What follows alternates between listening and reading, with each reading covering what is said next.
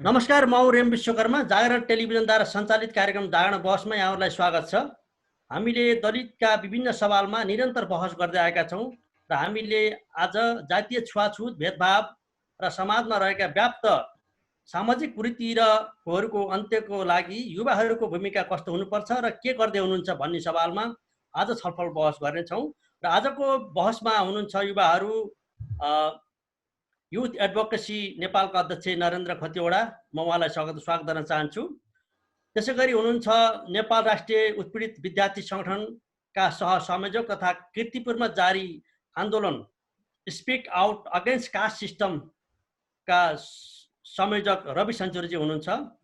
हजुर, नमस्कार। त्यसै गरी हामीसँग हुनुहुन्छ पिस फर दलित फाउन्डेसनका अध्यक्ष तथा दलित सामाजिक अभियन्ता मनोज रामजी हुनुहुन्छ। म यहाँ सबैजनालाई हार्दिक स्वागत गर्न चाहन्छु। र आज हामीले खास गरी युवाहरूको भूमिका कस्तो हुनुपर्छ सामाजिक परिवर्तनमा भन्ने विषयमा बहस गर्नेछौँ र खास गरी विभिन्न क्षेत्रमा लामो समयदेखि क्रियाशील युवाहरू आज यो बहसमा हुनुहुन्छ। र म मनोज रामजीसँगबाट सुरु गर्न चाहन्छु म यो बहसलाई आज। मनोजजी, हामीले दलितको सामाजिक न्यायको लागि, दलितको अधिकारको लागि प्रशासनका विरुद्धमा र गैर दलितको विरुद्धमा हामीहरू मधेसतिर तराईतिर आन्दोलन गरिरहेका छौँ। अहिले हाम्रो मधेसी दलितको 11वटा मधेसी दलितको हत्या भएको छ। त्यसको विरोधमा, त्यसको न्यायको लागि हामीहरू आन्दोलन गरिरहेका छौँ। रविजी, तपाईहरुको यो कीर्तिपुरको लोकतान्त्रिक चोकमा जारी यो आन्दोलन कहाँसम्म पुग्यो र के गर्दै हुन्छ तपाईहरु? अहिले हामी दोस्रो जुन लकडाउन भयो कोरोनाले गर्दाखेरि, त्यसले गर्दा हामी स्थगित गरेर अहिले हामी इन्टरनल रूपमा साथीहरूसित चाहिँ लेखन कार्यमा छौँ। हामीले हाम्रा साथीहरूलाई चाहिँ लेख्नुपर्छ भनेर विभिन्न अनलाइनमा हामीले चाहिँ कथा कविता लेखहरू प्रकाशित गर्दैछौँ भने अनलाइनमै हामीले चाहिँ जुम मिटिङ गरेर साथीहरूमा चाहिँ छलफल गरिरहेका छौँ इन्टरनल रूपमा। अहिले त्योभन्दा अगाडि हामीले 18-19वटा सडक कार्यक्रम गऱ्यौँ। सडक कार्यक्रम हामीले कीर्तिपुरको लोकतान्त्रिक चोक जहाँ गणतन्त्र ल्याउनका निम्ति, परिवर्तनका निम्ति लामो महत्त्वपूर्ण इतिहास बोकेको ठाउँमा हामीले जातीय विभेद विरुद्धका आन्दोलन चलायौँ। त्यस्तै हामीले विश्वविद्यालयमा पनि हामीले विभिन्न विषयमा विभिन्न प्राज्ञिक व्यक्तिहरूसित बसेर हामीले डिस्कसन गऱ्यौँ। अहिले हामीले बिच लकडाउन जुन रुकुम नरसंहार भयो नि, रुकुम नरसंहार पछाडि हामी निरन्तर रूपमा कार्यक्रम गऱ्यौँ। तर अहिले हामी स्वास्थ्य जुन अहिले काठमाडौँको कोरोना बढिरहेको कारणले गर्दाखेरि र हामी सोच्दै स्पष्ट रूपमा आफ्नै गोजीबाट पैसा हालेर आन्दोलन गरिरहेको हुनाले कारणले गर्दाखेरि हामी हाम्रो साथीहरू सबै विद्यार्थी युवा साथी भएको कारणले गर्दाखेरि अहिले रोगबाट बाँच्नका निम्ति, रोग जुन यो कोरोनाबाट सङ्क्रमित नहोस् हाम्रो साथीहरू नहुन् भनेर नै अहिले हामीले केही समय यो लकडाउन चलिरहेको अवधिमा हामीले स्थगित गरेर इन्टरनल रूपमा हामीले साथीहरूमा अब नयाँ कार्यक्रम के गर्न सकिन्छ भने डेली हामीले चाहिँ छलफल गरेका छौँ, बहस गरेका छौँ र रणनीति बनाउँदैछौँ।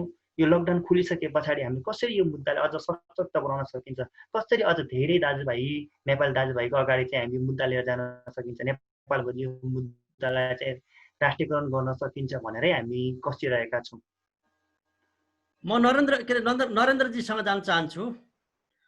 युथ एडभोकेसी नेपाल लगभग देशैभरिका सबै प्रकारका युवाहरूलाई समेटेर एउटा अभियान चलाइराख्नु भएको छ। उहाँहरूले तपाईँहरू विभिन्न विषयमा अभियान चलाउनु भएको छ। यो आम जनमानसलाई थाहा भएको कुरा हो।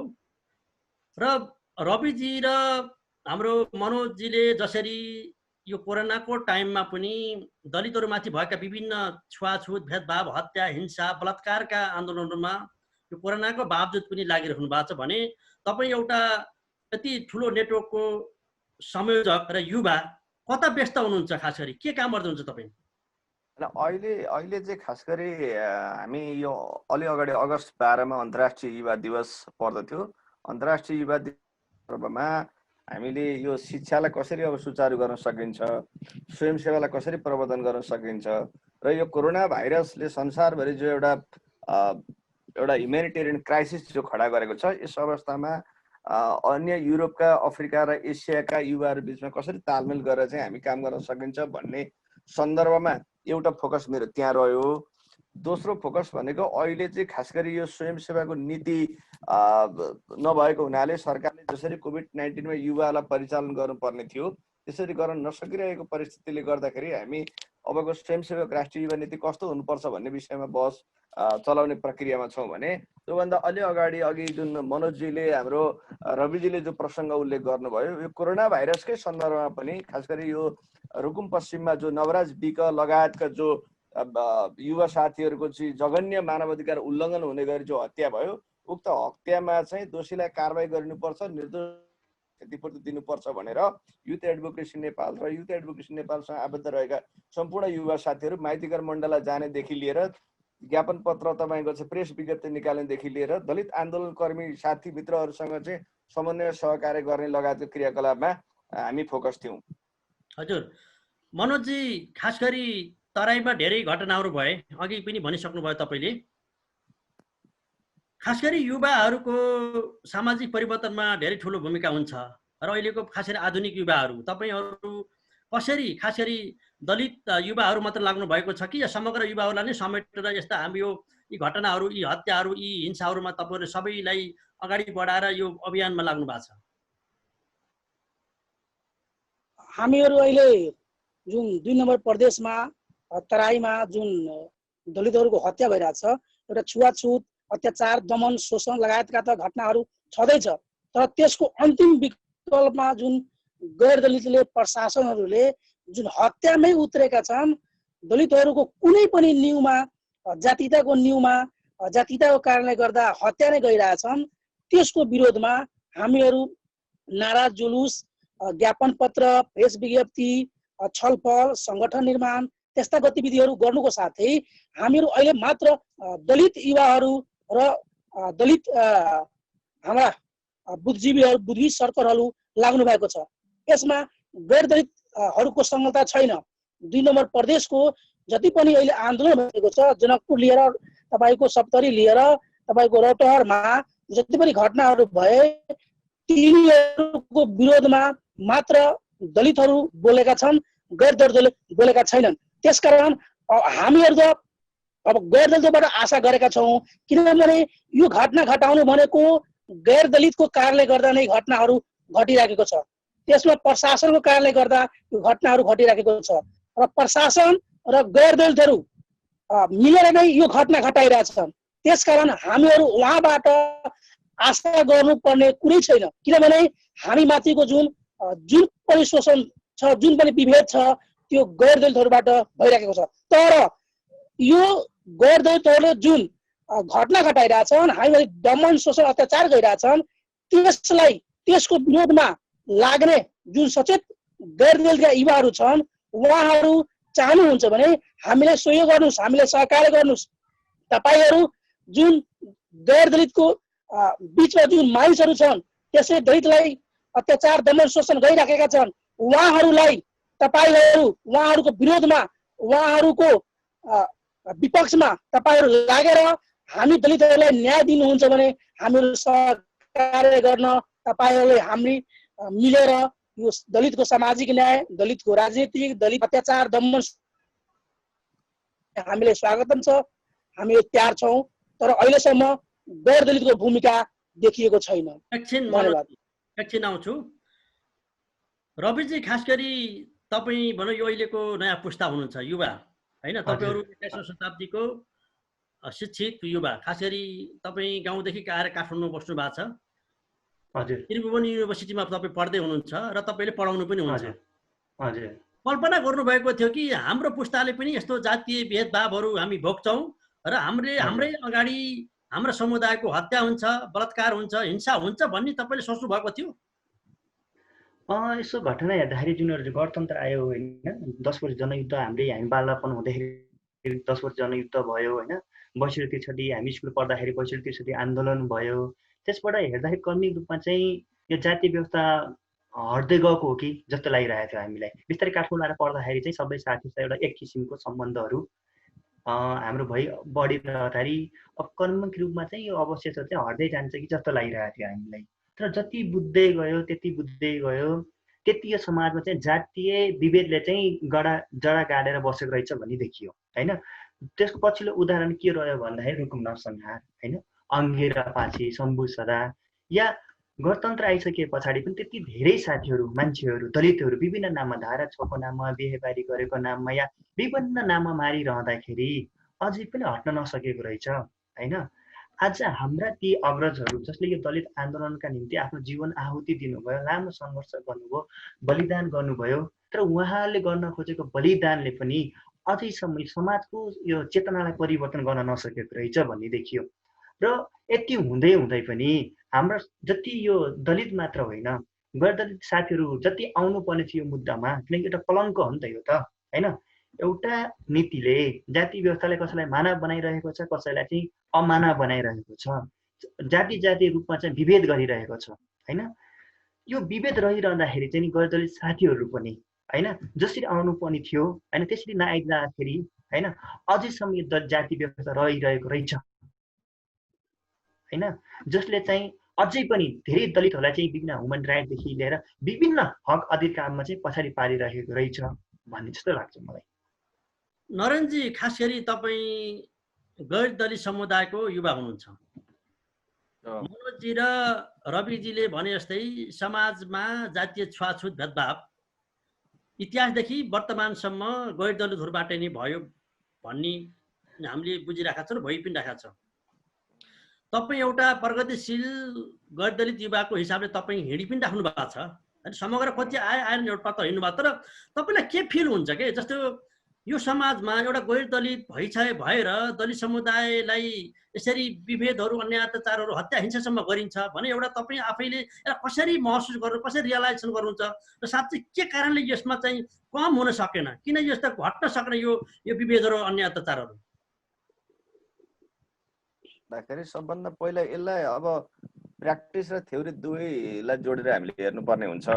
हामीले 2500-3000 वर्षदेखिको इतिहास हेर्ने हो भने खास गरी यो हिन्दू समाज पर्टिकुलरली जुन नेपालको जुन हुन त यो साउथ एसियाकै विशिष्ट प्रब्लम पनि छ, तर यदि हामीले नेपालको सन्दर्भमा हेर्ने हो भने दुईटा थ्योरिटिकल कुरालाई हामीले हेर्नुपर्ने हुन्छ। एउटा चाहिँ हामीसँग यो हायरार्कियल सिस्टम अथवा यो उच्च नीच र सँगसँगै होरिजेन्टल खालको त्यहाँभित्रको चाहिँ डिस्क्रिमिनेसन र अनटचेबिलिटी।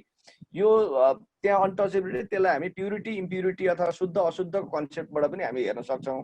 यो हाम्रो समाज चाहिँ जातीय व्यवस्था त्यहाँभित्र रहेको हायरार्की र प्युरिटी इम्प्युरिटी यो जुन थ्योरिटिकल एक्सपेक्टमा जुन समाजको स्ट्रक्चर बनेको छ त्यो स्ट्रक्चरले चाहिँ दलित र गैर दलित दुवै भित्र एउटा हायरार्की र टचेबिलिटी अनटचेबिलिटी दुवै खालका तपाईँको सिस्टमहरूको कारणले गर्दाखेरि समग्रतामा नेपाली समाज अहिले बडो अप्ठ्यारो स्थितिमा छ र यसको सबैभन्दा ठुलो प्रभाव, ठुलो समस्या चाहिँ दलित भित्र तपाईँको चाहिँ त्यहाँ मान्छेलाई चाहिँ जातको नाममा छुवाछुत जन्य जो घटना भइरहेको छ, जो हत्या गर्ने घटना भइरहेको छ, जहाँ त्यहाँका मानिसहरूलाई तपाईँको चाहिँ राजनीतिक तपाईँको चाहिँ प्रतिनिधित्व गराउनेमा वञ्चित भइरहेको अवस्था छ, उनीहरूको शिक्षामा वञ्चितीकरण छ, स्वास्थ्यमा वञ्चितीकरण छ र तपाईँको रोजगारी वञ्चितीकरणको अवस्था छ, जसले गर्दाखेरि मैले टुङ्गाइहाल्छु। जसले गर्दाखेरि एउटा समाजलाई जुन एउटा समतामूलक समाज बनाउने भनेर जुन परिकल्पना थियो त्यो समतामूलक समाज चाहिँ बन्न सकेको अवस्था एउटा कुरा। अब दोस्रो कुरा चाहिँ किन यो चाहिँ अझै तपाईँको चाहिँ घट्नुपर्ने अथवा इराडिकेट हुनुपर्ने अझै किन बढ्यो त भन्ने के लाग्छ भन्दाखेरि जुन 2047 सालको क्रान्ति पछाडि जसरी तपाईँको एउटा पोलिटिकल रेभोल्युसन त सापेक्ष रूपमा भयो 62-63 मा नि भयो, तर हामीले सामाजिक तथा सांस्कृतिक र तपाईँको आर्थिक ढङ्गले जसरी तपाईँको चाहिँ राजनीतिको मूल एजेन्डा बन्नु पर्दछ, जसरी त्यहाँ सशक्तिकरण गर्नका लागि राजनीतिक दलका नेतृत्वहरू लाग्नु पर्छ त्यसरी पनि लाग्न सकेन। त्यसको कारणले गर्दाखेरि अहिलेसम्म यो छुवाछुत र विभेद निरन्तरता भइरहेको अवस्था छ। दोस्रो, राज्यले कानुन त बनायो तर त्यसको प्रभावकारी कार्यान्वयन भएन। साथसाथै सामाजिक रूपमा तपाईँको चाहिँ परम्परागत रूपमा चलिआएका जुन यो कुरीति, कुसंस्कृति, कुप्रथाहरू छन् यसलाई अन्त गर्नका लागि जसरी तपाईँको चाहिँ एउटा सामाजिक मुभमेन्ट हुनुपर्ने थियो त्यो सामाजिक मुभमेन्ट पनि हुन सकेन, जसको कारणले गर्दाखेरि पनि यो निरन्तरता भइरहेको। र तेस्रो कुरा भनेको चाहिँ जसरी यो untouchability, caste based system, discrimination, touchability, untouchability, purity इम्प्युरिटीको कन्सेप्ट लगायतका विषयमा जुन समाजमा एउटा चाहिँ बृहत्तर डिस्कोर्समा जानुपर्ने हो त्यो डिस्कोर्समा चाहिँ अहिले पनि समाज जान सकिरहेको छैन। अथवा त्यहाँतिर चाहिँ यो कुनै दलितसँग सम्बन्धित मुद्दा उठ्यो भने, जनजातिसँग सम्बन्धित मुद्दा उठ्यो भने, महिलासँग सम्बन्धित मुद्दा उठ्यो भने होइन यो जातीय कुरा भनेर मान्छे तर्किने पन्छिने गर्ने जुन हाम्रो यो कल्चर छ, यो कल्चरले गर्दाखेरि चाहिँ समाजमा मुद्दा हल हुनुको सट्टा झन् जगटिरहेको छ भन्ने मलाई लाग्दछ। र फाइनल्ली चाहिँ तपाईँको चाहिँ जुन युवाहरूले जुन परिवर्तनको लागि जुन भूमिका खेल्नु पर्ने, त्यो युवामा नि काहीँ न काहीँ यो कास्ट बेस्ड अनटचेबिलिटीको विषयमा कन्फ्युजन छ। त्यसको लागि चाहिँ थप भूमिका खेल्नुपर्छ कि भनेर मलाई लाग्छ। र एज अ नेपाली भएर मैले कुराकानी गर्दै हुँदाखेरि जातीय छुवाछुत गर्नेमा दोषको के कारणले चाहिँ त्यो कम हुन सकेन के? सत्ता एक ठाउँमा छँदैछ, तर खास समाजभित्र जातीय छुवाछुतलाई जीवित पारिरहनुमा दोषको कसको हातमा छ बढी? होइन, मुख्य दोष त त्यो राज्य सत्ता हुन्छ। राज्य सत्ताभित्र त्यसको संरचना, त्यसको मूल्य, त्यसको मान्यता, त्यसले सिर्जना गरेको संस्कृति एउटा समस्या त्यो हो। त्यसका आधारमा निर्माण गरेको जुन शक्ति सम्बन्ध छ, शक्ति सम्बन्ध दोस्रो कारण हो। तेस्रो कुरा स्रोत हुन्छ, स्रोतको असमान वितरण अर्को तेस्रो कारण हो। चौथो कारण भनेको सशक्तिकरण। जसरी समाजलाई एउटा सशक्तिकरणको दिशामा लानुपर्ने हो, त्यसरी सशक्तिकरण सबैको हुन नसक्नु अथवा अवसरमा समान ढङ्गले प्रतिनिधित्व हुन नसक्नु। पाँचौँ कुरा भनेको चाहिँ एउटा प्लिज एकछिनमा आउँछु। मनोज रामजी, हजुर। हुन्छ हुन्छ। तपाईँले अघि के भन्नुभयो भने गैर दलित समुदायका साथीहरू आउनु भएन भन्नुभयो होइन? गैर दलित समुदायबाट विभेदहरू भएको छ होइन? तपाईँले भन्नुभयो नि हत्या गरिएको छ, बलात्कार गरिएको छ, हिंसा गरिएको छ भनेर भन्नुभयो तपाईँ आफैले। यता नरेन्द्रजी के भन्नुहुन्छ भने हामी कहाँ प्रशिक्षण पुगेन, हामी कहाँ दलितको बारेमा राम्रोसँग इस्युमा सोसलाइजेसन हुनु, बहस छलफल हुन सकेन भन्नुहुन्छ। भनेपछि के हामी तपाईँहरूले के नन दलित समुदायको बिचमा राम्रो छलफल, बहस, त्यो प्रशिक्षण र त्यस्तो अभियान नचलाएकै हो त? यसको दोषी भनेको हाम्रो दलितहरू, किनभने दलितहरू त सदियोदेखि तपाईँको शिक्षाबाट वञ्चित छन्, तपाईँको यो सामाजिक न्यायबाट वञ्चित छन्। र भन्दाखेरि हामीलाई सख्त बनाउने कसले, हामीलाई एकदम क्यापेसिटी बनाउने कसले? हामी दलितले बनाउँदा होइन, किनभने हामी त सदियोदेखि शिक्षाबाट वञ्चित छौँ। हामी कसरी उत्थानमा जाने? आफै मानौ कि मेरो प्रगति हुनु छ भने, मेरो प्रगति भनेको मसँग जोडिएको थोरै हो। मेरो मानौ कि म अहिलेसम्म यहाँसम्म पुगेको छु भने यो पुग्नु भनेको दलितले गर्दा थोरै भयो, शिक्षाले गर्दा भयो। यो शिक्षा व्यवस्थापन गर्नु, यो शिक्षाको प्रावधान गर्नु, दलितलाई सामाजिक न्याय ल्याइदिनु, कानुन बनाइदिनु, यो दोषी भनेको त गैर दलितले नै हो त। किनभने सत्तामा को छन्, पहुँचमा को छन्, प्रशासनमा को छन्? सबै गैर दलितहरू नै छन्। अर्को कुरा रह्यो, जुन दलितका युवाहरूलाई स्वस्थ बनाउन सकिएन, तिनीहरूलाई एउटा जागरुक बनाउन सकिएन। अहिले हेर्नुहुन्छ भने जति पनि क्रियाकलाप सञ्चालन हुन्छ भने दलितहरूले नन दलित समुदायको लागि चाहिँ प्रशिक्षित गर्न सकिएन भन्ने कुरा नरेन्द्रजीले भन्नुभयो नि। बहस छलफल हुन सकेन भन्नुभयो भनेको त्यही हो त। प्रशिक्षित गर्नु भएको छैन। हामीहरू त तयारै छौँ त।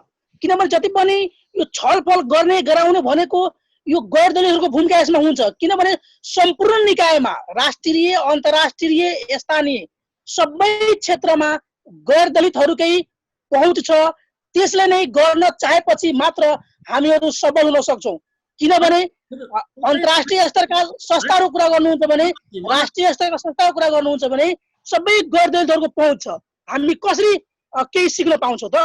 एकछिन, जस्तै तपाईँ आफैले पनि छुवाछुत भोग्नु भएको छ कि छैन त? भोगेका छौँ त, आफै छुवाछुत अहिलेसम्म भोगिराखेका छौँ। किनभने कहाँ भोग्नु भएको छ तपाईँले? जस्तै मैले के हेरेको छु भने तपाईँ आफैले छुवाछुत कहाँ भोग्नु भएको छ तपाईँले? जस्तै भन्छ दलितलाई चाहिँ स्कुलमा भेदभाव भयो, मन्दिरमा भेदभाव भयो, होटलमा भेदभाव भयो, है कोठा भाडा लिन भेदभाव भयो, त सबै भोग्नु भएको छ तपाईँले?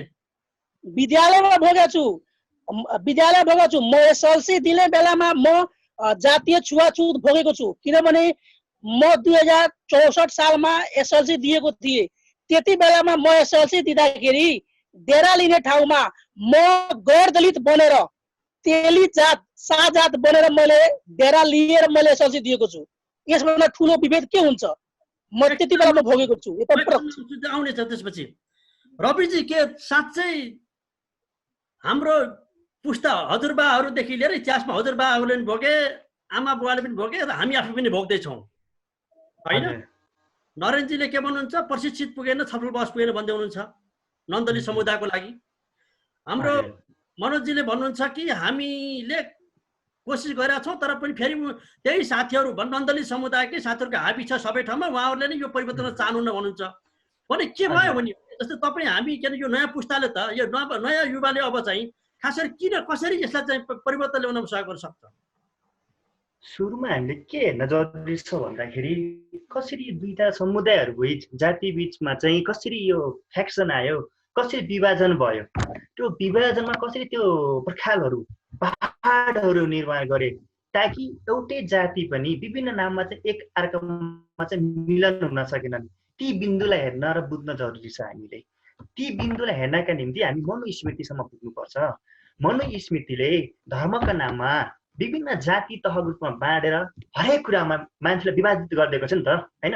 जसले गर्दाखेरि मान्छेहरू विवाह पानी होइन खानपान रहन सहन एकै ठाउँमा आउन सकेन होइन।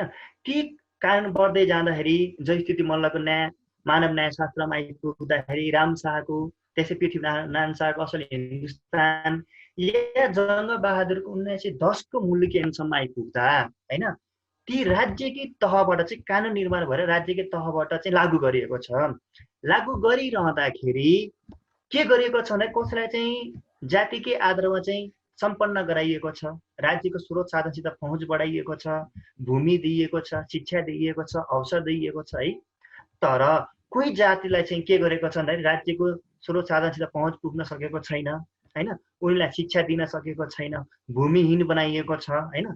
जब दुईटा बिचमा यति ठुलो खाडल भइसकेको छ भने त्यहाँ चाहिँ दलितहरू के भए गैर दलित साथी चाहिँ आश्रित भए। जब आश्रित हुन्छन् मान्छेहरू उनीहरूमा चाहिँ कन्फिडेन्स चाहिँ लस हुन्छ, हरास आउँछ के। जब कन्फिडेन्स लेस हुन्छ अनि त्यति बेला फेरि विभिन्न मिथकहरूको रचना गरिएको थियो। दलित भनेको यो यस्तो उसो होइन, आर्थिक रूपमा चाहिँ अशक्त छन्, पढेका छैनन्, कसरी त्यहाँ उनीहरूको बिचमा चाहिँ त्यो अन्तर्घुलन हुने सम्बन्धै कुनै माध्यमै बनेन क्या। जब बिस्तारै भगत सर्वजितले बाग्लुङमा 2004 सालदेखि 3-4 सालदेखि तपाईँको चाहिँ आन्दोलन गर्न थाले, त्यहाँदेखि तपाईँको धरानमा हुँदै गयो होइन, तपाईँको पोखरामा पाल्पामा हुन थाल्यो, बिस्तारै अहिले चाहिँ विभिन्न भातृ सङ्गठनसम्म या एनजिओ खोलिरहँदा पनि त्यही मनुस्मृतिले निर्माण गरेको चेतना हाबी भएको छ। ती चेतनाले अझै पनि छुवाछुत होइन, प्योर अनप्योर होइन, विभेद सिर्जना गरेको छ। ती विभेदले काहीँ न काहीँ ती दलित र गैर दलित साथीले एकै ठाउँमा आउन दिएको छैन होइन। एकै ठाउँमा किन आउन सकिरहेका छैन भने अझै पनि काहीँ न काहीँ समाजमा चाहिँ पानी र नानीको ठुलो पर्खाल छ होइन। उनीहरूको बिचमा चाहिँ अझै पनि राम्रोसित बिहाबारी हुन नसक्ने होइन। अझै पनि जस्तो कुनै गैर दलित साथी छ, आफू क्रान्तिकारी छ, तर घर गयो भने उसले के भन्न सक्छ भन्दाखेरि मेरो हजुरआमाले मान्नु हुँदैन, म मान्छु तर मेरो हजुरआमाले मान्नु हुँदैन होइन, म मान्छु मेरो बाबुआमाले मान्दैनन् होइन। त्यो काहीँ न काहीँ आइदिन सक्छ क्या।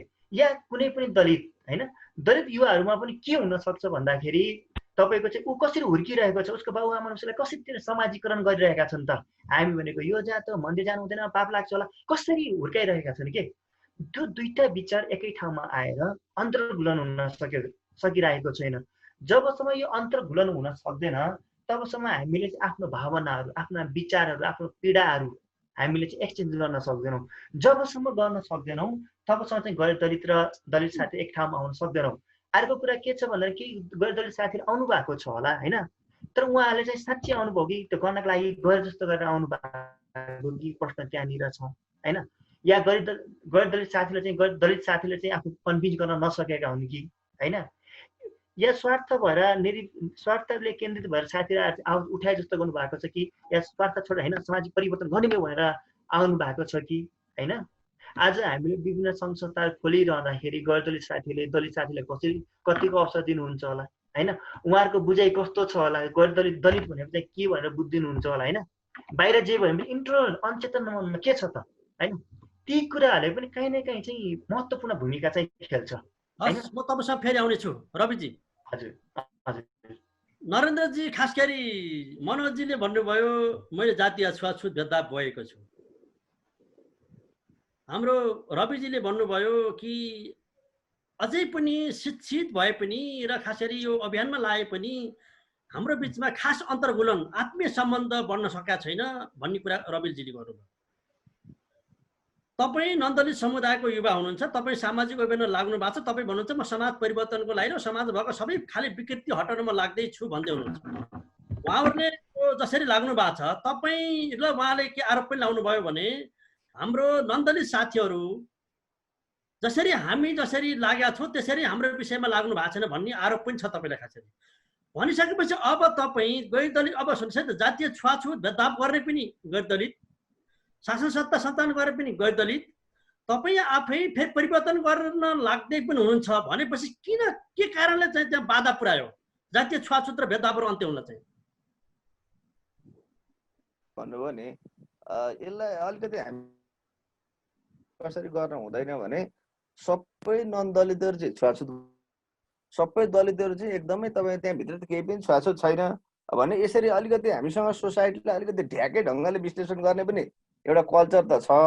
अब जहाँसम्म मनोजीले भन्नुभयो कि म के कुरासँग सहमत छु भने मनोजीको तपाईँको दैनिक जीवनको क्रममा, अध्ययनको क्रममा उहाँले छुवाछुत भएको सत्य हो, यसमा कुनै दुविधा छैन। तर मधेसभित्र रहेको तपाईँको चाहिँ त्यहाँको छुवाछुत अन्त्य गराउनको लागि कुनै पनि नन दलित चाहिँ लागेकै छैनन्, यस्तो होइन। बरु त्यो उहाँहरूले सञ्चालन गरिरहेको मुभमेन्टमा ठ्याक्कै जोडिएनन् होला, त्यो कुरासँग सहमत छु। तर पटक्कै मधेसभित्र चाहिँ सबै फेरि गैर दलितहरू चाहिँ यो आन्दोलनमै छैनन् भन्दै गर्दाखेरि अलिकति अन्याय पो हुन्छ कि भन्ने मलाई लाग्छ एउटा कुरा। दोस्रो कुरा चाहिँ मेरो कुरा के हो भन्दाखेरि सोसाइटीमा रहेका जति पनि तपाईँको चाहे महिलाको मुद्दा होस्, चाहे दलितको मुद्दा होस्, चाहे जनजातिको होस्, आदिवासीको होस्, अल्पसङ्ख्यकको होस्, सीमान्तकृतको होस्, अपाङ्गता भएको होस्, समलिङ्गी तेस्रो लिङ्गीसँग सम्बन्धित मुद्दा होस्, हामीसँगको आन्दोलनको चरित्र तपाईँले यसो हेर्नु भने अलिक टुक्रे खालको छ भनेको एउटा तपाईँको चाहिँ मुभमेन्टले अर्को मुभमेन्टसँग काहीँ जोडिने प्रयास गर्ने भन्दा पनि अलिकति छुट्टा छुट्टा तरिकाले गर्ने, अलिकति सेपरेट तरिकाले गर्ने र एकअर्का बिचमा कोअर्डिनेसन कोलाबोरेसन हामीसँग एकदम पटक्कै छैन, जसले गर्दाखेरि हाम्रो सामाजिक आन्दोलन चाहिँ अलिक एकीकृत बन्न सकिरहेको छ, जसले गर्दाखेरि त्यो राज्य सत्तालाई अलिक सशक्त ढङ्गले धक्का दिन सकियोस्। त्यो कारणले गर्दाखेरि चाहिँ यो मुद्दा चाहिँ एकदमै निरन्तरता भइरहेछ। हामीले गर्ने भनेको त समग्र इन लार्ज कुरामा एउटा कन्ट्रिब्युसन गर्ने हो होइन। जस्तो उही तपाईँको चाहिँ जङ्गलमा आग लागि भइराख्दै गर्दाखेरि एउटा फिस्टोले ल्याएर पानी उही हाल्ने, यति मात्र हामीले काम गर्ने भनेको। तर यसको मूल नेतृत्व भनेको दलित समुदायबाटै हुनुपर्छ। तर सँगसँगै मैले अहिले के भने त्यहाँभित्रको जुन सोसाइटीमा जुन विभिन्न मुभमेन्ट चलिरहेछ त्यो मुभमेन्टलाई एकअर्कासँग जोड्नुपर्ने हुन्छ हामीले, दोस्रो कुरा। तेस्रो कुरा चाहिँ जबसम्म हामीले यो जुन अघि हाम्रो रविजीले जुन प्रसङ्ग उल्लेख गर्नुभयो कि यो 3500 वर्षदेखि अथवा मनुस्मृति केही तपाईँको अहिले पनि हाबी छ, अहिले पनि पावर स्ट्रक्चर त्यही छ, हिस्टोरिकल प्रोसेसमा यसरी अन्याय भएको छ भन्ने जो कुराकानी उहाँले मात्र बुझेर भएन। अब यो चाहिँ गैर दलितले यो कुरा बुझ्नु पर्यो कि हाम्रो समुदायले तत्कालीन अवस्थामा राज्य सत्तामा हुँदै गर्दाखेरि दलित समुदायलाई चाहिँ यसरी तपाईँको पोलिटिकल्ली चाहिँ बहिष्करण गरेको रहेछ, सामाजिक रूपमा यसरी बहिष्करण गरेको रहेछ, आर्थिक रूपमा गरेको रहेछ। त्यस कारणले गर्दाखेरि यो हिस्टोरिकल अनजस्टिसका आधारमा हामीले सर्टेन समयसम्मको लागि कम्प्रोमाइज गर्नुपर्छ, उहाँलाई स्पेसल राइट दिनुपर्छ, अनि मात्रै न्यायमूलक समाज बन्न सक्छ भन्ने कुरा एउटा नन दलितमा तपाईँको त्यो खालको फिलिङ्स ल्याउनुपर्छ। अदरवाइज त्यो खालको हामीले फिलिङ्स ल्याउन सकिएन भने तपाईँलाई इक्जाम्पल एउटा दिन सक्छु। जस्तो आरक्षणको विषयमा, म सहमत छु, हाम्रो साथीहरू सहमत छन्, तर हाम्रै भित्रका साथीहरूले चाहिँ तर्क नि त्यो त समान ढङ्गले प्रतिस्पर्धा गर्ने कुरा हो। अब बाबु बराजुले घिउ खाएको थियो भनेर चाहिँ फलानुको नारीमा तपाईँको बल आउँछ, हामीले तपाईँको चाहिँ एप्लिकेसन हालेर चाहिँ जन्मेको हो। त्यस कारणले गर्दा यस्ता खालका जुन सोसाइटीमा जुन कन्फ्युजनहरू छन्, किन आरक्षण दिनुपर्छ भन्ने कुरा हामीले बुझाउन सकिरहेको छैन। त्यसो भएको हुनाले मेरो फेरि पनि थप के हो भन्दाखेरि सिधा सिधा तरिकाले होइन, तेरो फलानु जस्तो यहाँनिर अर्को पनि म एउटा कुरा जोड्न चाहन्छु। दलित समुदायको हकको सन्दर्भमा ब्राह्मण समस्या होइन, ब्राह्मणवाद समस्या हो। यो ब्राह्मणवाद भनेको दलित भित्र पनि छ, गैर दलित भित्र पनि छ। त्यसो भएको हुनाले यो समग्र यो ब्राह्मणवादलाई कसरी अन्त्य गराउने भन्ने विषयमा चाहिँ दलित गैर दलित बिचमा एउटा कन्सेन्सस बिल्डअप गरेर चाहिँ एकीकृत ढङ्गले आन्दोलन जान सक्दाखेरि चाहिँ यो मुद्दा चाँडो हल हुन्छ भन्ने लाग्छ मलाई। मनोजजी हजुर, तपाईँहरू खास गरी धेरै मधेसमा रहेको धेरै साथीहरू या राजनीतिक पार्टी होस् चाहे कुनै पनि सामाजिक आन्दोलन होस् या युवाहरू र तपाईँ एउटा दलित समुदायको युवा हुनुहुन्छ र तपाईँ खास गरी मधेसको आन्दोलनदेखि युवा समूहले एउटा आरोप लगाउने कुरा के छ भने पहाडियाहरू या अन्य समुदायका मान्छेहरूले हाम्रा इस्युमा प्राथमिकता दिएनन् भन्ने छ आरोप लगाइराख्नुहुन्छ तपाईँहरू। यो तपाईँहरूको निरन्तर पहिलेदेखिको यो आरोप हो। तर तपाईँहरूले कति जति मधेसमा भएका एजेन्डालाई घटनाहरूलाई जति उठाउनुहुन्छ त्यस्तै तपाईँहरू पहाडमा भएका अन्य समुदायमा भएको एजेन्डाको पनि अभियान बनाउनु भएको छ। त्यो बारेमा तपाईँले सङ्घर्षहरू गर्नु भएको छ, त्यो बारेमा बोल्नु भएको छ तपाईँहरू? एकदम सही कुरा तपाईँ राख्नुभयो। यो जुन विषय राख्नुभयो कि मधेसमा घटनाहरू हुन्छ भने पहाडतिरका साथीहरूले उठाउँदैनन्, पहाडतिर घटना हुन्छ भने मधेसतिर साथी उठाउँदैनन्, यो कुरा त गल्तै हो। किनभने तपाईँको रुकुममा घटना हुँदाखेरि तपाईँहरूको हाम्रो 2 नम्बर प्रदेशका कुन जिल्लामा ज्ञापन पत्र आन्दोलन एकबत्ता जनाइएको छैन? कुनै एउटा जिल्ला छैन। सायद लाग्छ कि त्यहाँ एकबत्ताहरू तपाईँको जुलुस नाराहरू र्यालीहरू ननिकालेको जिल्ला हो। म खुद आफ्नै गाउँबाट मैले 3 दिन रुकुमको घटनामा हामीहरू आन्दोलन गरेको, जुलुस नारा गरेको, मिडिया मार्फत तपाईँको श्रद्धाञ्जली कार्यक्रम गरेको हामीहरू गरेका छौँ। तर अहिले घटना हेर्नु, तपाईँले अहिले घटना घटेको छ रौतहट जिल्लामा घटना घटेको छ। अहिले प्रहरीले यातना दिएको छ, प्रहरीले यातना दिएर भर्ना गराएछ अस्पतालमा। तर अहिलेसम्म कुनै पनि पहाडिया दलितहरूले बोल्नु भएको छैन, एउटा प्रेस विज्ञप्ति निकालेको छैन। धेरै सङ्घ संस्था छ काठमाडौँमा, तर कसैले पनि प्रेस विज्ञप्ति निकाल्न सकेको छैन। आजसम्म मैले वेट गरिराखेको छु कि अब निस्कन्छ। हाम्रो एउटा दलितको ग्रुप पनि छ, त्यो ग्रुपमा पनि कुरा राखिएको छ। हेर्नु छ कि एउटा दलित अनलाइन भनेछ, त्यसले न्युज निकाल्छ कि निकाल्दैन, जागरण मिडियाले न्युज निकाल्छ कि निकाल्दैन, त्यहाँ कुरा गरिरहेको थिएँ। तर मैले हिजो प्रेस विज्ञप्ति एउटा निकालेको थिएँ, त्यो प्रेस विज्ञप्ति मैले हाल्दाखेरि त्यस्तो कुरा आएको। खै त अहिलेसम्म प्रमाणित भएको छैन त यो घटनाहरूलाई उजागर गर्नमा। त्यसकारण हामीहरू आरोप लगाउँछ। हामी त जुन मधेसी दलित छौँ, मधेसमा जुन गैर मधेसीहरू छन् तिनीहरूबाट पनि हामी भोगिराखेका छौँ, अत्याचार दमन शोषणहरू भोगिराखेका छौँ। तर हामी जुन अत्याचार दमन शोषण हत्या भोगिरहेका छौँ त्यसको विरोधमा पहाडी दलितले बोलिदिनु पर्यो, तर बोले जति बोल्नु भएको छैन। यो कुरा एकदम सत्यता छ। ल ठिक छ। म रविजी, हजुर, तपाईँहरूको कीर्तिपुरको आन्दोलन speak out against caste system ले किन मधेसमा भएका निरन्तर भइरहेका आन्दोलनलाई उठाउन सकिरहेको छैन? किन तपाईँहरू पनि बायस हुनुभयो? किन तपाईँहरू पनि के अरे पहाड मात्र केन्द्रित हुनु पर्यो? किन तपाईँ एउटा साँच्चै युवा आधुनिक युवा हो भने त तपाईँ सबै एजेन्डालाई समान ढङ्गले उठाउनु पर्थ्यो नि त? किन मनोजजीले भने तपाईँलाई ठुलो आरोप लगाउनु भयो कि पहाडको युवाहरू र दलितहरूले खास गरी मधेसको एजेन्डालाई प्राथमिकता दिएर भन्ने छ? किन त्यस्तो हुनुभयो? किन तपाईँको कीर्तिपुरको आन्दोलनले उठाउन सकेन? होइन, हामी कीर्तिपुरको आन्दोलन कुनै पनि आन्दोलन चाहिँ गर्न चाहेर चाहिँ हुँदैन। कुनै पनि आन्दोलनहरूको अकस्मात पनि आन्दोलन हुन सक्छ। त्यही अनुरूप हाम्रो अकस्मात रूपमा निर्माण भएको आन्दोलन हो कीर्तिपुरको आन्दोलन। जब रुकुम नरसंहार आन्दोलन भयो त्यस पछाडि हामी केही विद्यार्थी साथीहरू, युवा साथीहरू जो कीर्तिपुरमा बस्छौँ या विभिन्न कलेजमा पढ्छौँ, पढाउँछौँ, ती साथीहरू मिलेर हामीले सुरुवात चाहिँ प्ले कार्डबाट सुरुवात गऱ्यौँ। र प्ले कार्डबाट गरिसके पछाडि हामीले होइन यो आन्दोलन चाहिँ अगाडि बढाउनु पर्छ है भनेर चाहिँ सबै साथीहरू चाहिँ सहभागी हुँदै त्यो आन्दोलनलाई चाहिँ अगाडि लिएर गएका थियौँ। आन्दोलन क्रम समय बढ्ने क्रम सँगसँगै हामीले विभिन्न व्यक्तिहरूलाई लिएर सडक बहस गऱ्यौँ या विश्वविद्यालयमा गएर विभिन्न विषयमा पनि हामी डिस्कसन गऱ्यौँ। त्यो क्रममा हामीले के भनिरहेका छौँ भने दलित आन्दोलन भनेको कुनै पहाडियाको आन्दोलन होइन। जस्तो हाम्रो रूपन्देहीमा अङ्गिरा, मेरो आफ्नो जिल्ला रूपन्देही, अङ्गिरा पाचीको हत्या भयो। 13 वर्षको बालिकालाई 25 वर्षको होइन गैर दलितले चाहिँ बलात्कार गरिसके पछाडि होइन गाउँकै वाडा अध्यक्षको नेतृत्वमा सहमति गराएर विवाह गराइन्छ। दिनु पनि सजाय थियो, कानुनको दायरामा उठाउनु पर्ने थियो, तर के गरिन्छ? विवाह गरिन्छ होइन। विवाह गराइदिइसकेपछि अङ्गिरा पाची आत्महत्या गर्छिन् होइन। त्यो भनेको एउटा हत्या नै हो। त्यो भइसके पछाडि उनको आवाज चाहिँ अगाडि आइरहेको हुँदैन। बुटोलका साथीहरू जस्तो हाम्रो विनोदजीहरू होइन, विनोद परियारजी लगायत हाम्रो क्षेत्र नम्बर 1 का साथीहरूले चाहिँ आवाज उठाउनु भयो, अरू साथीले पनि आवाज उठाउनु भयो, हामीले काठमाडौँ पनि आवाज उठायौँ। हामीले पनि त्यो कार्यक्रमलाई केन्द्रित रहेर, त्यही कार्यक्रममा केन्द्रित रहेर जाति अङ्ग्रापाची र जाति व्यवस्था, अङ्ग्रापाचीको हत्या र जाति व्यवस्था भनेर हामीले बहस गऱ्यौँ होइन। हामीले त्यो बहसमा के भन्यौँ भन्दाखेरि हामीले दलित आन्दोलन चलाइरहँदाखेरि यो टुक्रे टुक्रे आन्दोलन भइरहेको छ। कहिले मधेसी भनेका छन् होइन, कहिले चाहिँ पहाडिया, कहिले चाहिँ होइन विश्वकर्मा, कहिले तपाईँको यस्तै आन्दोलन भइरहेको छ नि त। त्यो भइरहँदाखेरि जबसम्म दलित आन्दोलन एकता हुन सक्दैन, दलित आन्दोलनको अहिलेसम्म हामी के भन्छौँ भने कि यो किर्तिपुरको आन्दोलनले समीक्षा हुनुपर्छ। हामीले उपलब्धि प्राप्त गरेको उपलब्धिलाई संस्थागत गर्दै अब आउने मार्गदर्शन हामीले के गर्नुपर्छ, त्यसको लागि हामीले चाहिँ कार्यदिशा तोक्नुपर्छ भन्छौँ।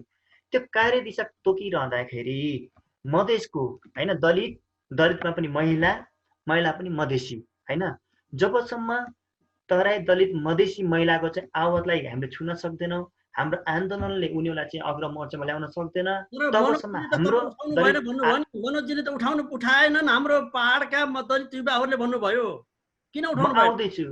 म आउँदैछु होइन। जबसम्म मधेसको आन्दोलनमा होइन दलित महिलाको आन्दोलन उठाउन सक्दैन, तबसम्म दलित आन्दोलन एउटा त्यति धेरै उपलब्धि प्राप्त गर्न सक्दैन। त्यो भनिरहँदाखेरि हामीले चाहिँ दलित आन्दोलनमा मधेस आन्दोलन उठाएको भन्न मिल्दैन। हामीले स्पिक आउटमा चाहिँ शम्भु सदाका मुद्दा उठाएका छौँ, राजु सदाका मुद्दा उठाइरहेका छौँ, अङ्गिरापाचीको मुद्दा उठाइरहेका छौँ। हो, हामी चाहिँ अहिले के गरिरहेका छौँ भन्दाखेरि हामी चाहिँ सडकमा अहिले विश्वास गर्ने भएको कारणले गर्दाखेरि अहिले हामीले चाहिँ यो कोभिड-19ले गर्दाखेरि चाहिँ सडकमा हामीले कार्यक्रम गर्न भ्याएका छैनौँ। तर हामीले लेख्नुपर्ने ठाउँमा लेखेका छौँ, बोल्न पर्ने ठाउँमा बोलेका छौँ, सामाजिक सञ्जालमा बोलेका छौँ होइन। अस्ति त्यो न्याय नपाएका साथीले के हुन्छ, हाम्रो क्षेत्र नम्बर प्रदेश नम्बर 2 का साथी चाहिँ हामी नियमित कन्ट्याक्टमा छौँ होइन। हामीले आफ्नो क्षेत्रबाट कसरी आवाज उठाइरहेका छौँ त होइन, सक्दो रूपमा चाहिँ उठाइरहेका छौँ। र टिम रविजी एकछिनमा हजुर नरेन्द्रजी, खास गरी रविजी र मनोजजीको कुरा सुन्नुभयो। दलितभित्र पनि उहाँ एकजनाले भन्नुहुन्छ त पहाडिया युवा या पहाडिया दलित, अर्कोले भन्नुहुन्छ मधेसको, र हामी भित्रै एकमुष्ट मतलब एउटा स्ट्रङ मुभमेन्ट हुन सकेन, एक ठाउँमा छ। अर्को ठाउँमा हामी पछिल्लो भनौँ न एउटा खाले पुस्ता त त्यो जातमा, वर्गमा, पार्टीमा विभिन्न तरिकाले विभाजन भएर आन्दोलनहरू गए भने अबको नयाँ पुस्ता या युवा पनि फेरि पनि यो ब्राह्मण युवा, यो दलित युवा, यो मधेसी युवा, यो महिला युवा भनेर गइरहँदा हामी यो नयाँ पुस्ता, यो नयाँ युवाले कस्तो समाज निर्माण गर्ने अब? पहिलो कुरा त तपाईले यो नयाँ पुस्ता भए पनि इतिहासको जुन विरासत छ अथवा भनौँ एउटा सोसाइटीमा रहेको जसलाई ऐतिहासिक रूपमा अन्याय गरिएको छ, अब त्यो अन्याय गरिएको सन्दर्भमा केही पनि चासै नराखिकन यो त नयाँ पुस्ता हो, यसले त नयाँ ढङ्गले सोच्ने हो भन्ने कुराका नै सुन्दाखेरि त बडो आइडियलिस्टिक एकदम ठिकै पनि हो कि भन्ने पनि लाग्छ। तर समाज विकास क्रम त्यस्तो हुँदैन। किन भन्दाखेरि त्यसरी भन्यो भन्दा हामीले फेरि महिलालाई कुनै पनि दिनु भएन। किन भन्दा अब सबै समान छ नि। हिजो ऐतिहासिक रूपमा महिलालाई उत्पीडन गरेको भए पनि अहिले त समान ढङ्गले प्रतिस्पर्धा गर्नुपर्छ नि भन्ने ठाउँमा हामी पुग्छौँ। र त्यसको लाग्छ भने यदि समान ढङ्गले तपाईँको चाहिँ अवसर पहिलेदेखि सुरुदेखि भएको भएदेखि अहिले तपाईँले भन्दै गरेको होइन नयाँ युवाहरू अब पुरानो कुरा बिर्सेर नयाँ ढङ्गले जानुपर्छ, अब अधिकारको के कुरा भएर समान ढङ्गले त भन्ने कुरा हुन्थ्यो। तर हिस्टोरिकल्ली तपाईँको सोसाइटीमा रहेको कुनै निश्चित समुदाय राज्यले नै विभेदकारी नीति बनाएर, कानुन बनाएर, संरचना बनाएर तपाईँको चाहिँ उत्पीडन गराइसके पछाडि पारिएको छ भने अहिलेको नयाँ पुस्ता त्यो समुदायलाई निश्चित समयको लागि तपाईँको चाहिँ घाँस बाँस कपास शिक्षा स्वास्थ्य रोजगार सुरक्षा राजनीतिक प्रतिनिधित्व लगायतमा केही निश्चित समयसम्म अधिकार दिनुपर्छ, अनि मात्रै समतामूलक समाज खडा हुन सक्छ भन्ने कुरा चाहिँ युवामा आउनु पर्यो। न कि यो नयाँ पुस्ता भनेर चाहिँ होइन एकदम ओपन कम्पिटिसन गर्नुपर्छ, सबै मेरिटको कुरा हो, कहाँ अब दलित गर्ने भन्ने यो अर्को एउटा न्यू लिबरल पर्सपेक्टिभबाट हामी जान सक्दैनौँ भन्ने लाग्छ मलाई, पहिलो कुरा। दोस्रो कुरा चाहिँ अघि मनोजजीले भनेको मलाई एकदमै पोइन्टेड कुरा लाग्यो। हामी चाहिँ वास्तवमा यो आन्दोलनमा अलिकति जे कुरा हो नि रियल कुरा भन्नलाई हामीले अलि लजाउँछौँ, हामी डराउँछौँ होइन, अलिकति धकधकाउँछौँ। दलित समुदायको जस्तो अब सिधा के देखिएको छ भने एउटा पहाडमा छ, एउटा मधेसमा छ, एउटा नेवारी कम्युनिटीभित्र छ, र सबभन्दा बढी डेभलपमेन्ट इन्डेक्सको आधारमा हेर्नुहोस्, चाहे गरिबीको रेखामुनिको आँखाबाट हेर्नुहोस्, चाहे शिक्षाबाट हेर्नुहोस्, चाहे राजनीतिक प्रतिनिधित्व, सबै आँखाबाट हेर्दा के देखिन्छ भन्दाखेरि मधेसको दलित सबभन्दा तल छ। त्यसलाई त्यहाँ मधेसी कम्युनिटी जो अर्को गैर दलितवाला जो मधेसी कम्युनिटी छ त्यसले पनि छुवाछुत गरिरहेछ, विभेद गरिरहेछ। पहाडको तपाईँको चाहिँ तपाईँको दलितले पनि गरिरहेछ, पहाडको अर्को क्षेत्री बाहुन जनजातिले पनि गरिरहेछ। यो सामूहिक ढङ्गले तपाईँको चाहिँ एउटालाई उत्पीडन बनाइरहेछन्। दलित भित्रको पनि पहाडी भित्रको पनि फेरि त्यहाँ भित्रको अर्को हायरार्कियल व्यवस्था छ। अब यो नेवारी समुदाय भित्रको अलि मलाई त्यति धेरै डिटेलमा त थाहा छैन उनीहरूको दलित भित्रै के भइरहेछ भन्ने कुरा, तर त्यो जो दलित छ नेवारी भित्रको त्यो अर्को त्यहाँको ब्राह्मण भनिने क्षेत्रीय भनिने त्यसले फेरि छुवाछुत गरिरहेछ भनेको यो अलिकति हामी डायग्नोसिसै गरिरहेको छैन। हामीले जम्मै यो 16 डल्लो तपाईँको दलित अधिकार त भनेका छौँ। त्यो भन्दै गर्दाखेरि चाहिँ अघि त्यो डल्लोमा भन्दाखेरि त ठिकै छ, तर त्यहाँभित्र हामीले सेग्रिगेसन गरेर जसलाई पहिलो अधिकार दिनुपर्ने हो त्यसमा चाहिँ हामी त्यति अलि कन्जुसाइ गरेको हो कि भन्ने मलाई लाग्छ एउटा कुरा होइन। अब दोस्रो कुरा चाहिँ मलाई के लाग्छ भन्दाखेरि तपाईँको चाहिँ यो होल तपाईँको चाहिँ जुन विषयवस्तु छ यो विषयवस्तुमा चाहिँ सोसाइटीमा अझै पनि अघि पनि मैले जोडेँ क्लियर तपाईँको चाहिँ डिस्कोर्स हुन सकिरहेको छैन। अलिकति एकदम छिपछिपे खालको डिस्कोर्स गर्ने, के हो र के होइन क्लियर कुरा नगर्ने। त्यसले गर्दाखेरि अब समय आइसक्यो। अब हामीले डल्लो विश्लेषण गरेर सबै जनजाति एउटै, सबै दलितहरू एकै हुन्, सबै तपाईँको क्षेत्री बाहुनहरू एकै हुन् भन्ने हिसाबले भन्दा पनि त्यहाँभित्र हामीले डायग्नोसिस गर्न जरुरी छ।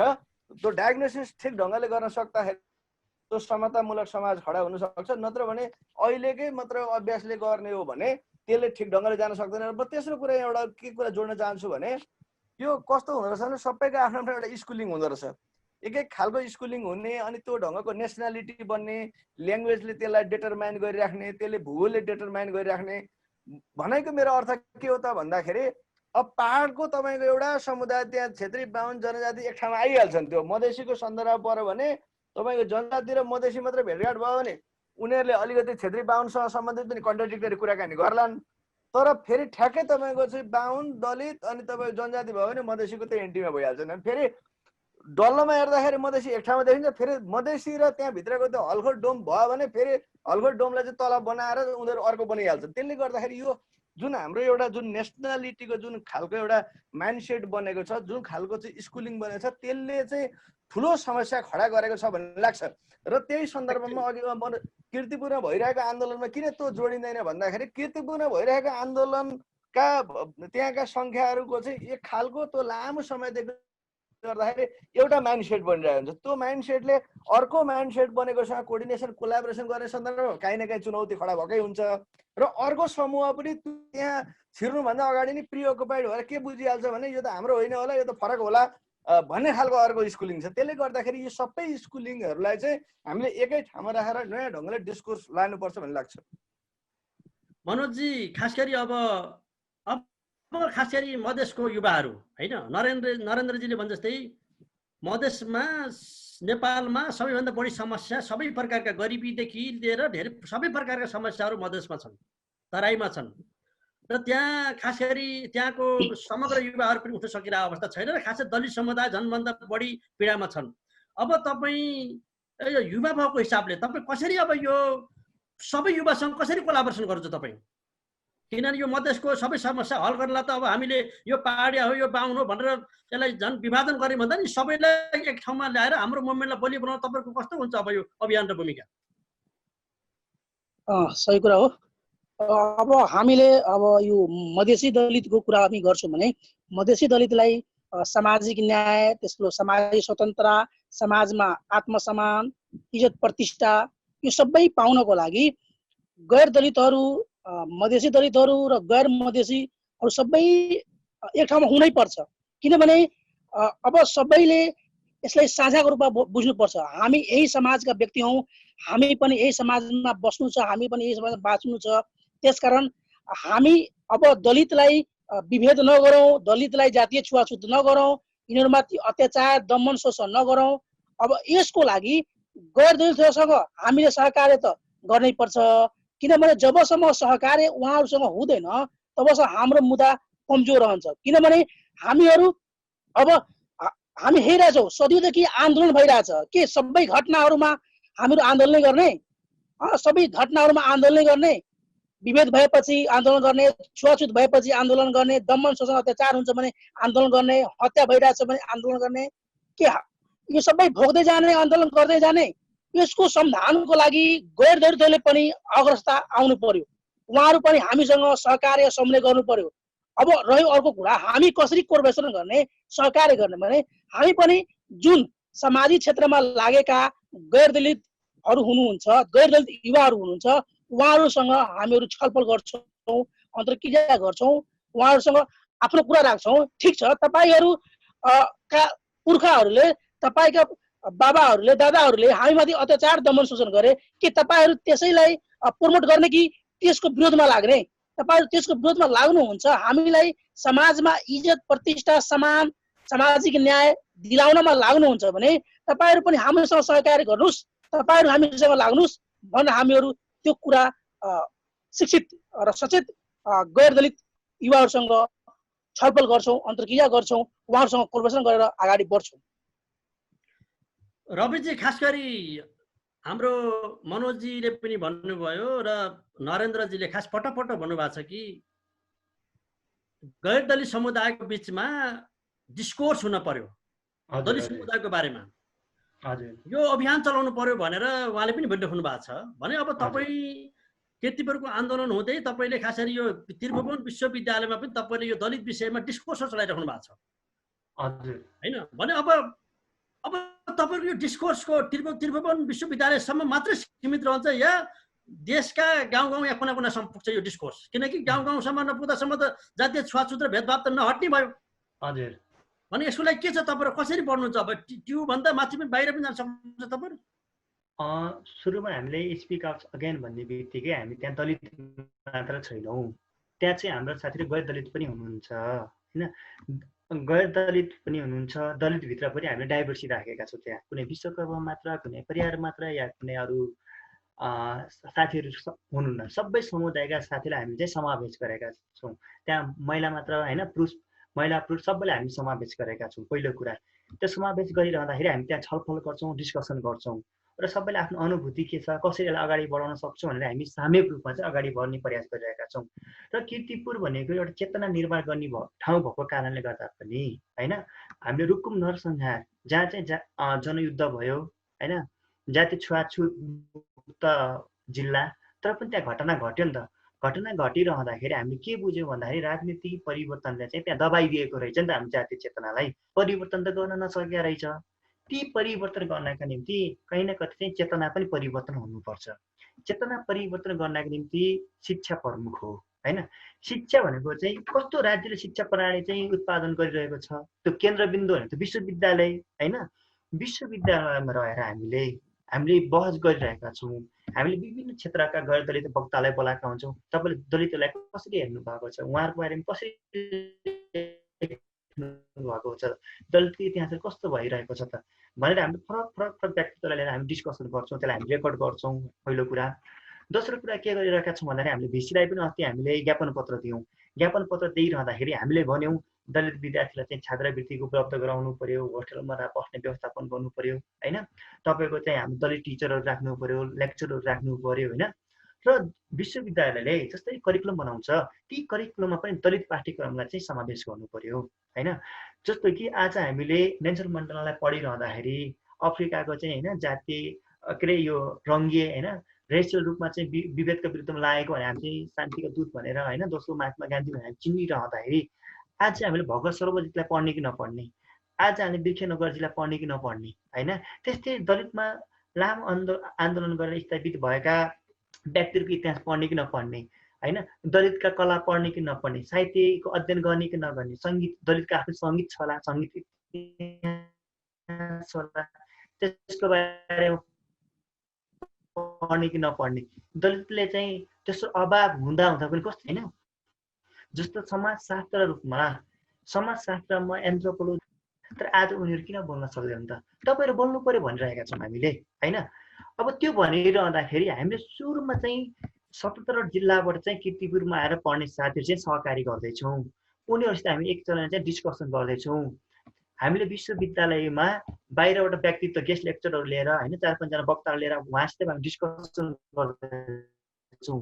यो डिस्कसन सँगसँगै अब हामीले के भनेका छौँ भन्दाखेरि हाम्रा साथीहरूलाई पनि अब हामीले दक्ष बनाउनु पर्छ। उनीहरूलाई अब हामीले चाहिँ कसरी होइन विचार राख्ने होइन त्यसका निम्ति अध्ययन के पढ्ने कसरी अध्ययन गर्ने कसरी हामी दक्ष त हुने त हामी आफै दक्ष हुँदै एकअर्कालाई सिक्दै सिकाउँदै दक्ष भइसकेपछि हामीले के मात्रै हो कि रवि तपाईहरुको अभियान ट्युसनमा मात्रै हुन्छ कि अन्तिमसम्म पुग्छ यो? यो भनेको हाम्रो सुरुवात भइरहेको यो सुरुवात भएको छ सुरुवात भएको छ। सुरुवात भइसकेपछि अहिले हामी कीर्तिपुर केन्द्रित छौँ। अब कोरोना सकिसके पछाडि हाम्रा साथीलाई विभिन्न कलेजमा पठाउँछौँ हामीले। उनीहरूले कलेजमा गएर विद्यार्थी दलित विद्यार्थीहरूसित गैर विद्यार्थी साथी चाहिँ हामी कार्यक्रम गर्छौँ पहिलो चरणमा। त्यो सँगसँगै हामीले के गर्छौँ भन्दाखेरि हाम्रो त कीर्तिपुरमा आन्दोलन गरिरहँदा हामी विभिन्न जिल्लाबाट आएका साथीहरू छौँ होइन, जो अलिअलि राजनीति पनि गर्नुहुन्छ, अलिअलि पढ्नुहुन्छ, लेख्नुहुन्छ। ती साथीलाई हामीले के भनेका छौँ, अब तपाईँले आफ्नो जिल्लामा पनि युवा साथीलाई चाहिँ कोलाबोरेसन गर्नुहोस् होइन। कोलाबोरेसन गरिसके पछाडि तपाईँहरूले के गर्नुहोस् भन्दाखेरि विभिन्न कार्यक्रम गराउनुहोस्। एउटा सृजनात्मक माध्यमबाट पनि यो जातीय व्यवस्थाका विरुद्धमा सामाजिक न्यायका निम्ति चाहिँ हामीले चाहिँ कार्यक्रम गर्ने चाहिँ रणनीति बनाउँदैछौँ। ती गरिरहँदाखेरि पनि हामीले जस्तो हामी चाहिँ युवा साथीहरू हुनुहुन्छ होला राजनीतिमा होइन, विभिन्न युवा सङ्घ। एकछिन हजुर नरेन्द्रजी, खास गरी आखिर हामीले जतिसुकै जे भने पनि यो सवाल भनेको दलित र नन्दलितको सवाल नै हो। एउटा पक्ष हामीलाई अधिकार चाहियो भनिरहने होइन, हामीलाई अधिकार चाहियो, हामी छुवाछुत भेदभाव अन्य आचरण पर्यो भन्ने, अनि एउटा पक्ष चाहिँ त्यो गरिरहने। तपाईँ एउटा नन्दलित समुदायको युवाको हिसाबले यो भन्नुहोस् कि 1, 2, 3 नन्दलित समुदायले या युवाले के गर्यो भने नेपालमा जातीय छुवाछुत भेदभाव घट्नलाई सहयोग पुर्याउँछ? जस्तै 1, 2, 3 गरेर भन्नुहुन्छ?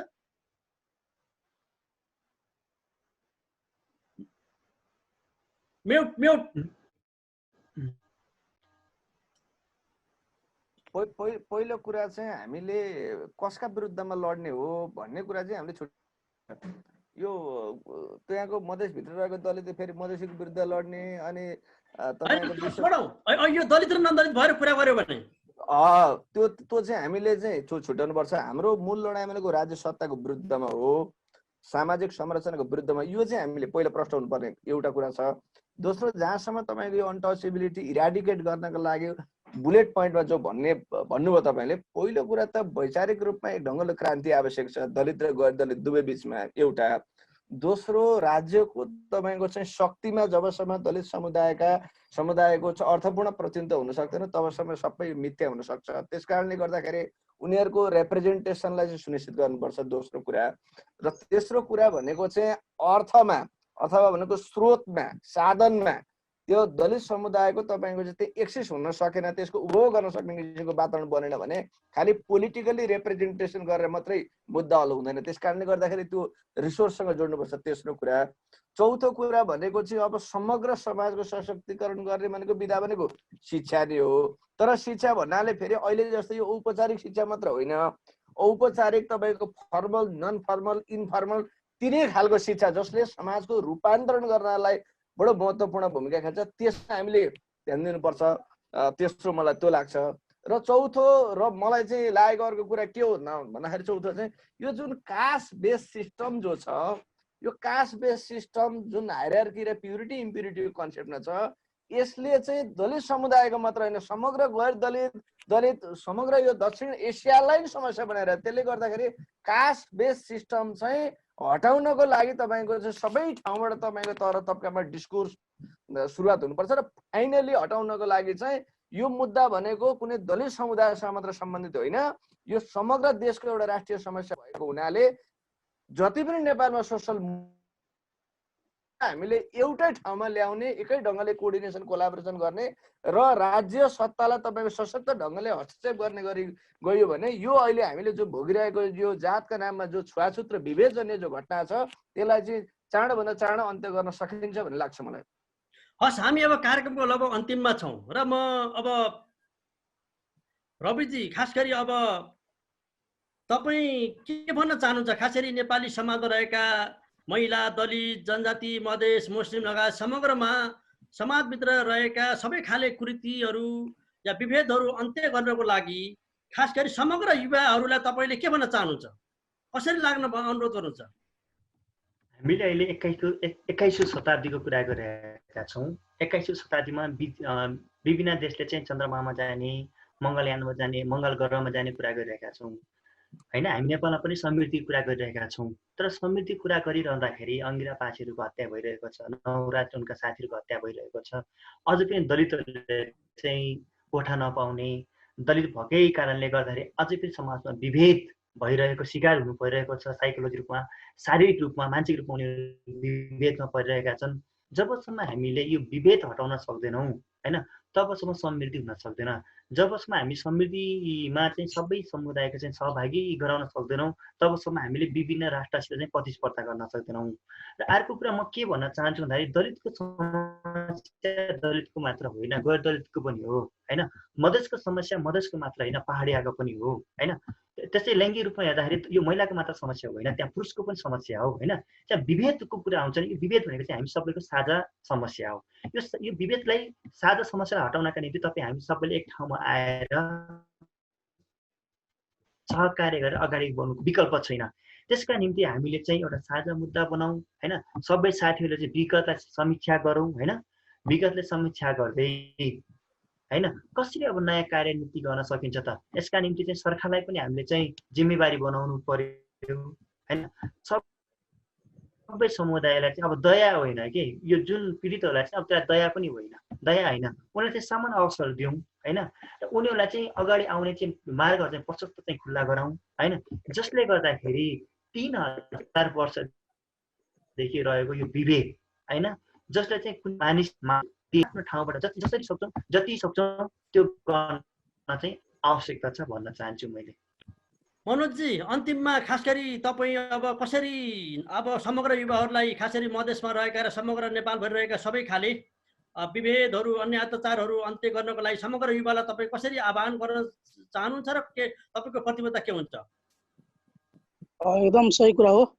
अब जुन हाम्रो मधेसमा तराईमा मधेसी दलितहरूको लागि, तराईमा बसोबास गरेका दलितहरूको लागि जुन अन्याय अत्याचार भइराखेको छ, हत्या भइराखेको छ, विभेद भइराखेको छ, त्यसको बारेमा, त्यसको विरोधमा सामाजिक न्यायको लागि, सामाजिक स्वतन्त्रताको लागि, इज्जत प्रतिष्ठाको लागि हामीहरूले जुन गर्ने गतिविधि हुन्छ, त्यो गतिविधिहरूमा हामीहरू आग्रह गर्न चाहन्छौँ कि पहाडी दलितले पनि हामीलाई सहयोग गर्नु पर्यो, मधेसी गैर दलितले सहयोग गर्नु पर्यो र पहाडी गैर दलितहरूले पनि हामीलाई सहयोग गर्नु पर्यो। र त्यसको लागि हामी एउटा नयाँ सोचका साथ अगाडि बढ्छौँ कि दलितमाथिको अत्याचार, दमन, शोषण, जातीय विभेद अन्त्यको लागि एउटा दलित र गैर दलित सञ्जाल, एउटा अभियान नै हामी गठन गऱ्यौँ।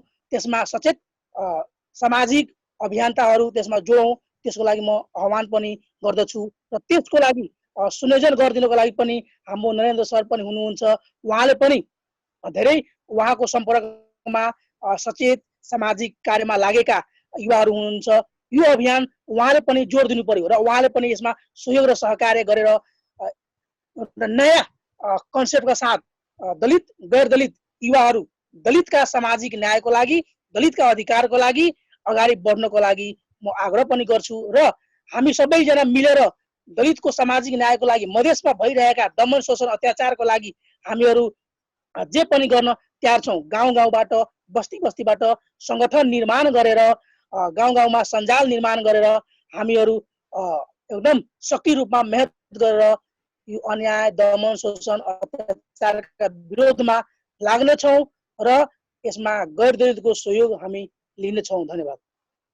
नरेन्द्रजी, अब यो नेपाली समाजमा रहेका सबै प्रकारका विभेदहरू, अन्याय अत्याचारहरू अन्त्य गर्नको लागि खास गरी तपाईँ युथ एडभोकेसी नेपाल र समग्र यो युवाहरूको सङ्गठन भएकाले अबको तपाईँको प्रतिबद्धता र खास यसको लागि कसरी लाग्नुहुन्छ? अब पहिलो कुरा त हामी अहिले सबै नेपालमा एउटा छलफल के भइरहेछ भने समृद्ध नेपाल, सुखी नेपाली बनाउने भनिएको छ। जबसम्म समाजमा रहेको यो जातका नाममा गर्ने छुवाछुत, लिङ्गको नाममा गर्ने विभेद, यो फिजिकलिटीको नाममा गर्ने विभेद लगायत भनौँ न समाजमा रहेको शोषण जबसम्म अन्त्य हुँदैन तबसम्म कुनै समृद्ध नेपाल, सुखी नेपाली केही हुनेवाला छैन।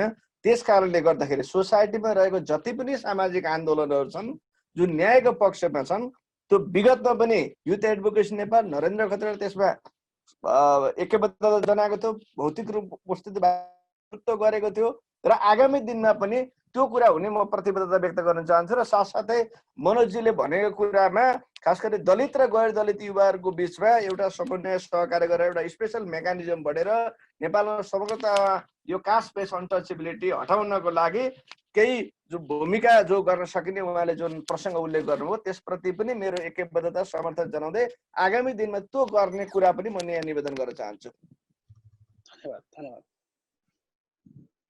हस्त म अन्त्यमा यहाँहरू तिनैजनालाई म धेरै धेरै धन्यवाद दिन चाहन्छु र खास गरी अन्त्यमा युवाहरू कुनै पनि जात क्षेत्र वर्गबाट आएको भए पनि हामी सबैजना सबैले सबै विषयमा समान तरिकाले आन्दोलन गर्ने, अभियान गर्ने र हामी यसमा बोल्ने, लेख्ने र हाम्रो सामूहिक अभियान बनाएर र साथै सामूहिक लिडरसिप नेतृत्व भएर हामी हिँड्नेछौँ भन्ने यहाँहरूको प्रतिबद्धता सहित आजको यो जागरण बहसबाट हामी बिदा हुन चाहन्छौँ र फेरि अर्को जागरण बहसमा भेट्नेछौँ। नमस्कार।